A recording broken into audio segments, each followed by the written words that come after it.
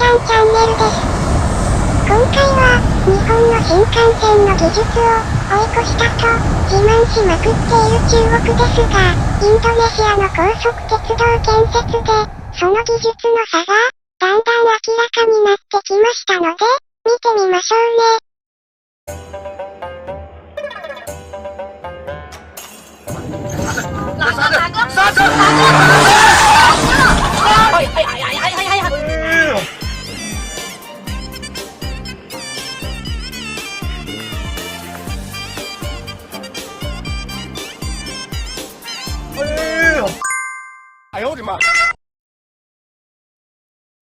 まずは、インドネシアの工事の様子ですが、道路の高架などを越える際の高さのある橋脚部分ですね。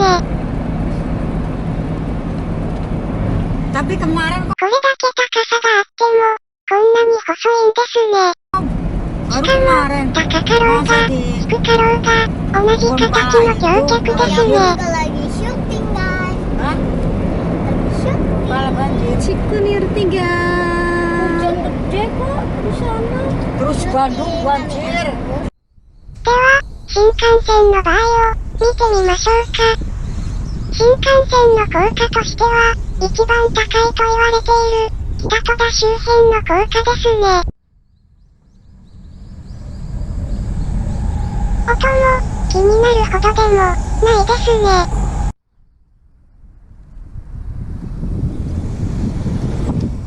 この橋脚もめちゃ太いですね。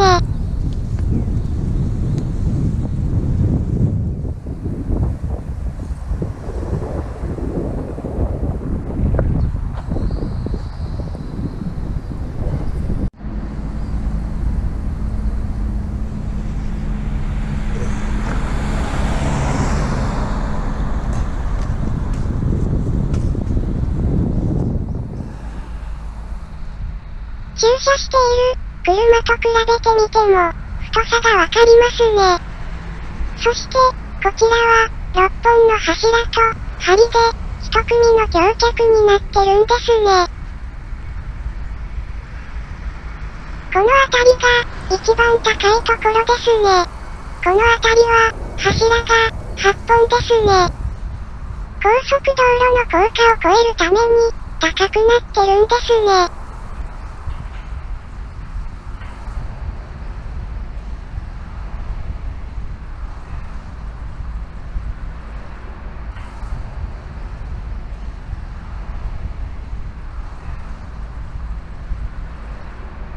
埼京線の北戸田駅のホームですね。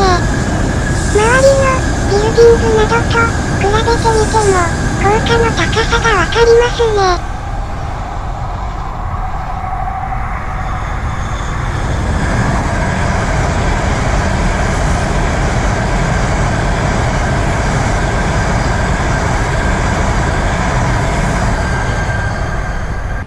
次は防護壁を見てみましょうね。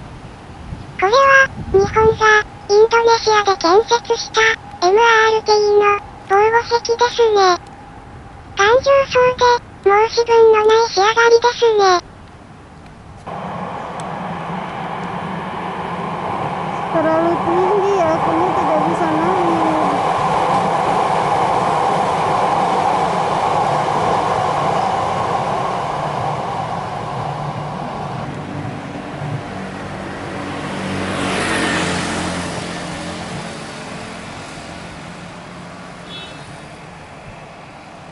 こちらは、新幹線の防護壁ですね。防音も兼ねてますね。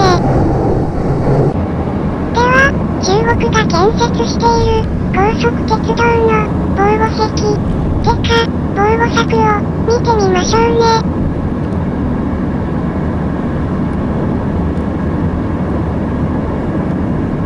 Cantik ini.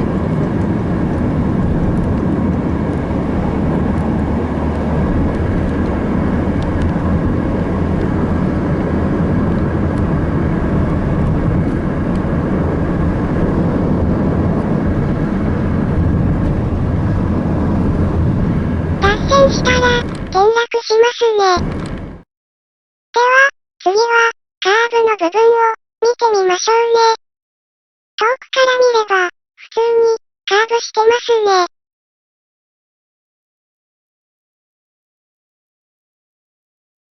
近くで見ると、カクカクしてますね。直線の、橋桁を、そのまま使ってるんですね。見た目も、汚いですね。では、日本が、インドネシアで建設した、MRT の、高架の、カーブの部分を、見てみましょうね。もう、完璧ですね。申し分が、ないですね。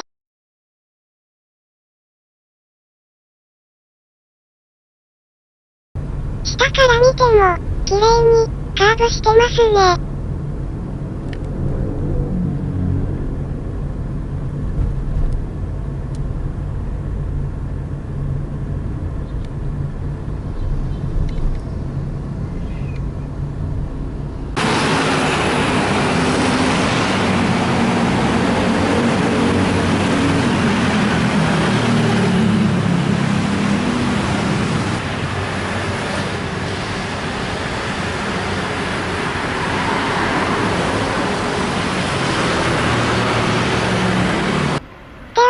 その、カーブを、曲がる速度を、比べてみましょうね。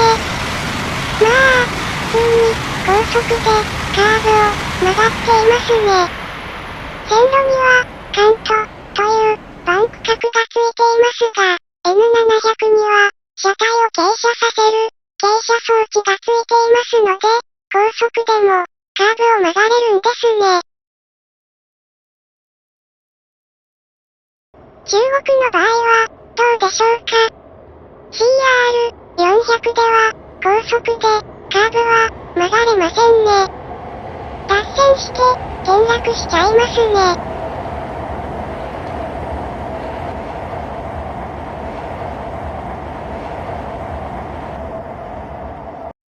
CR400 は、2500以上のセンサーで、振動や、軸受けの温度などの、車両の状況を、1秒で、100万のデータを、記録する、驚異的な能力があると、自慢しています。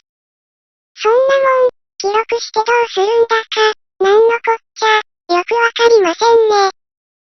新幹線の場合は、車両の状況を監視する、センサー類は、当たり前のように、ついていますが、N700S は、走りながら、線路の状態を記録する、レーザーセンサーが、ついてますね。それで、コンピューターに、膨大なデータを、蓄積して、線路の、メンテナンスが必要な箇所を、割り出す、ってならわかりますが。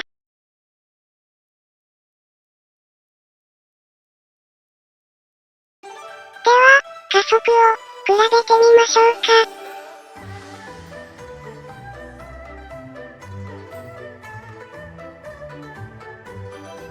遅いですね。全然加速しませんね。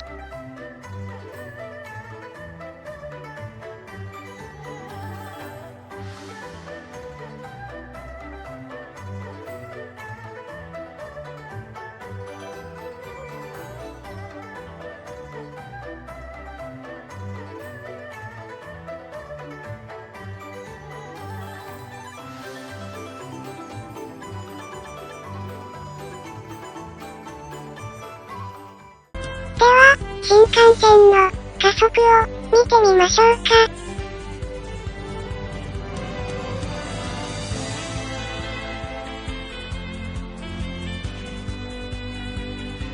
早いですね。東海道新幹線などは、だいたい3分間隔で運行してますから、もたもたしてると、次の列車が来ちゃいますからね。